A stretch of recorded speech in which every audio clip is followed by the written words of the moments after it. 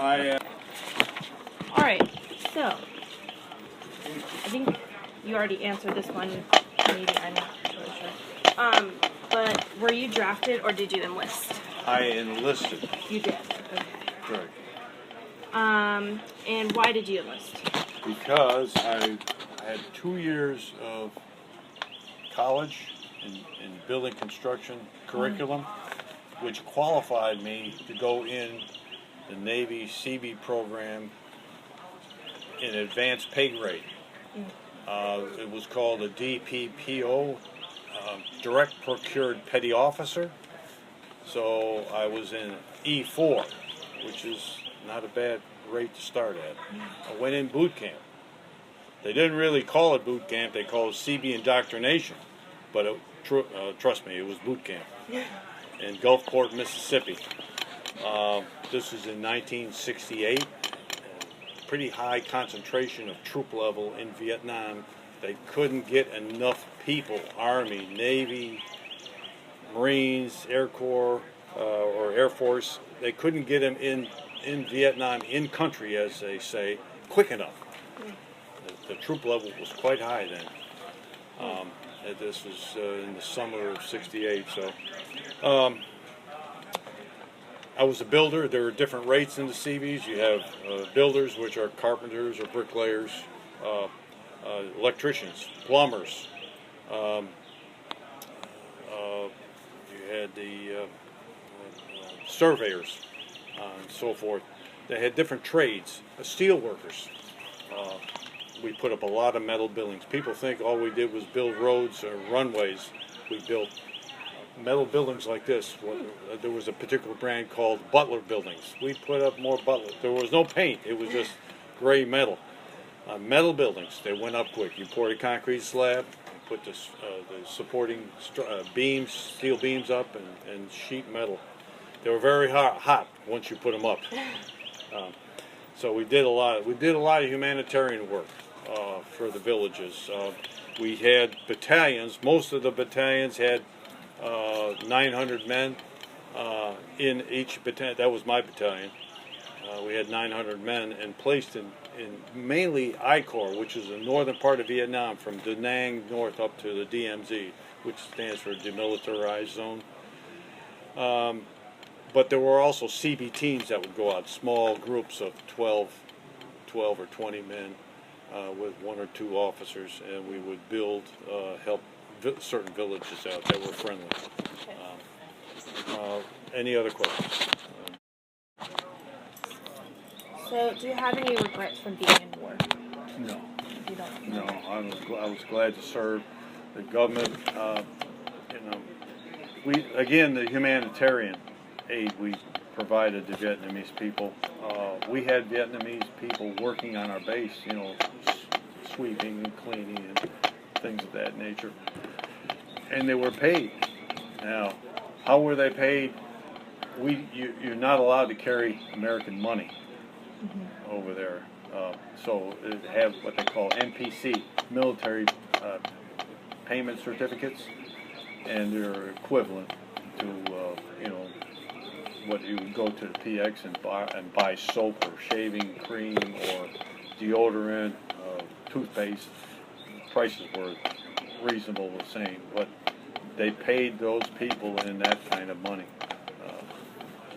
a little bit that they would make, and they were just there for the day. They were transported in and then transported back out. But the Navy, the Army guys had to do their own laundry. We had a laundry on base. Cool. Every hut we stayed in, there was like a big 2-car garage. Let's say they're called hooches. Actually, the proper terminology is sea hut for a Navy. There was probably 20 of us in one, double bunks, like bunk beds and metal lockers. But we had our own laundry bag. You had white bag, for your whites, and then for your outer clothing. And once a week, everybody, you had your name on your clothes. Your underwear, your socks, you would have a stencil on it. Like it was a small net bag you would put your socks on, and on that bag was an area where you stenciled your name and put that in the laundry. You know, it came back once a week. You know, I mean, somebody would carry the laundry down, and that's the Navy. And the other thing I would tell you is that we were on a high-calorie diet. We were working 6.5 days a week, and they fed us well. We had steak every Sunday in the chow hall. Wow. I mean, and they had also 3 meals a day. If you were working off base, you would eat at an Army base, you know, or Marine base, or wherever the project was. But at any rate, the high-calorie diet. Oh, mid-rats. Midnight. It's called midnight rations. We call it mid-rats. If you were hungry, you know, usually lights were out at 10 o'clock. If you were hungry, you could get up and go down there middle of the night. You know, well, they were serving at midnight. You know, and eat again if you wanted. Some guys were on different shifts. You know, like we had a generator shack that generated electricity. We made our own, purified our own water.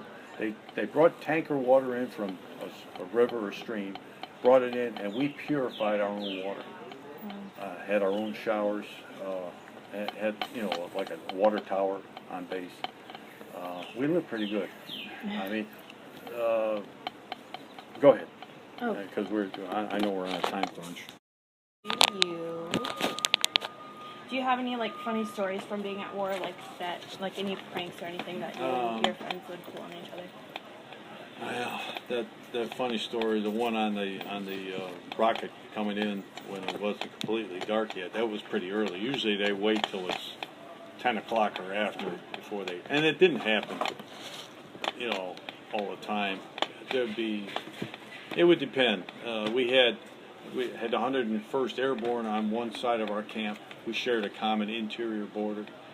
We did have a short section of exterior border that the Marines and Seabees were secured, and it was mainly at night. You know, they did have sentries out there during the day, but we had more guys out there at night. But on one side there was a small Army artillery unit, and once in a while they would bring a tank in. There was a big berm, maybe 100 feet high. They would put that tank up on that berm, and for some reason they would fire. When they would fire out, you know, that tank shell could go 10 or 15 miles or whatever way. When they would fire that, that's when we knew we would be prepared for rockets, because they would be trying to knock that tank out. And loud, those shells were coming right over our living quarters. You know, it's plywood with screening at the top and metal roofs, corrugated metal roof. This building like a big two-car garage. There'd be 15 or 20 of us in. Those shells would come right over. I mean, but that was not. We didn't get much sleep. You know, we'd be laying there resting, but that's when we were prepared. Now we had bunkers right outside, and our kind of bunker, they were 55-gallon drums filled with soil or gravel.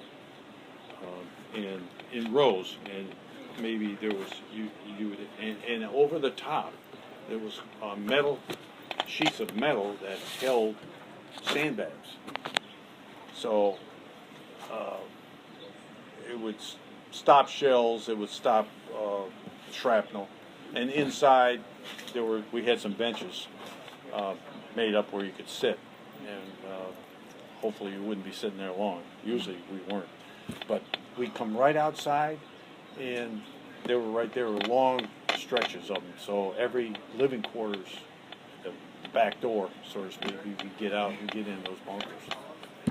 I came home my first tour, or I came back from work one night, and we usually come back to our living quarters, the sea hut, hooch, and before we walk down to the chow hall and eat dinner.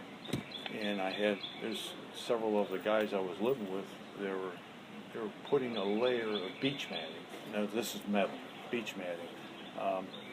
It's what you put down first on an airfield so you could land planes, and they interlocked.